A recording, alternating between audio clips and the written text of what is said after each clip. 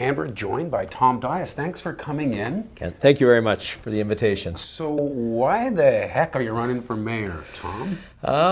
I'm running for mayor. The simple answer would be that I just care about the community. I believe that a direction has been set. I'm not certain if it has been set by the community itself. And I think that it possibly hasn't had the engagement that it needs throughout our community. I'm concerned about that direction. I've lived in this community for over 20 years. I've raised 3 children here myself. 2 of them still live here. 1 of them lives in Victoria. And I'm very uncomfortable with the direction that it was going. While I was with the Chamber of Commerce in the role that I was playing as a 2-term president, and only a number of individuals have been in that position where they've been president for 2 years. Walter Gray is one of them. But when I was in that position of 2-term president, I was close to a lot of the decisions that were being made on a municipal level, dealing with items in the downtown core, speculation tax, and trying to, in a volunteer position, address those issues and help. What was it during that phase when you were representing businesses that you started to get a yearning to actually be involved? This idea of running for mayor, was it born during that time? It was. It was born during that period of time because I was seeing how the operations were unfolding. And I was uncomfortable with how they were unfolding. I was uncomfortable with the trying to set meetings, trying to have discussions, trying to, and again on a volunteer basis, work on behalf of the betterment of the community, and those meetings being canceled on us. I was also concerned about whether or not I was getting the true facts. So you're thinking we should do better at City Hall, and so there you are. That's exactly what happened. My thoughts is that we should do better, and my concern was if there is leadership, who is actually steering the ship? Okay, I have some concern about something coming through the Chamber of Commerce angle, and that is you get so wrapped up in the needs of business and how the city's serving business, but you know, the community as a whole, most people will never run a business. The best they can hope for is to work for one. So, you know, can you be everybody's mayor, or you know, can you shake that sort of advocating for business role? Well, when I was president, some of the issues that I spoke on was South Okanagan National Park.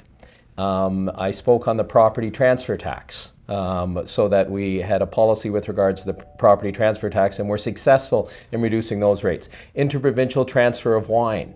So we spoke on the interprovincial transfer of wine and social issues within this community. I sat on the Journey Home Task Force, so I was there for all the meetings. I was aware of what was happening with those meetings. The Chamber of Commerce, one of the beautiful things about the Chamber of Commerce is that it is not a federally, municipally, or provincially funded organization. It is funded out of true concerns and from its members. So you're getting concerns that don't have a political agenda of any form. Right. You're just getting concerns from people who have just concerns about the community. Right. Okay. You've been pretty critical of Mayor Basran and his council on a couple of fronts. It looks like Costco might be going the other side of the lake or something. They've been unable to find a good relocation in Kelowna, and you're critical of council about that. Do you want to address that one at all? I think the way that I will address it is I'm very issue-oriented. Costco is an issue that is large for this community. The water districts are an issue that are large for this community. The ability for resident neighborhood groups to speak on behalf of what's happening within this community is large for the community. If through that process of bringing transparency and bringing information out to people so that they're able to make informed decisions, it has upset people, then potentially that transparency didn't exist initially, and maybe that's why they're upset. Okay, yeah, so this is how things could be problematic there. If the members of council are sort of overly ruffled by your criticism, then so let's say you win. Now you have to build some consensus. Could you see that being a difficulty if you've sort of taken the gloves off during the campaign? During what I'm finding during an election is that a lot of people hold their cards very close to their chest. Discussions that I've had in the past with members of this community and discussions that I've had in the past with councillors, I truly understand, their concern because they are also up for re-election again. It brings what I wanted to do initially was when I decided that I was going to run, my position was that I wanted to bring issues to the forefront so the community would be involved and be able to make an engaged decision based upon factual information. Right. That was where I ran. Whether it's I win this election or whether I do not win this election, my purpose was to make sure that there is information that I saw that wasn't being brought forward. I truly believe that all the councillors, the incumbents that are there and the ones that are to be elected, are professional individuals who, like myself, care a great deal about this community. And through discussion and through moving forward, I believe when the agendas are set, when the strategic plans are completed, they will have the best interest of this community at heart. The Journey Home Task Force, you were involved. Do you think that it's set the right path forward to try to deal with this difficulty with this downtown homeless population? Is it going in the right direction?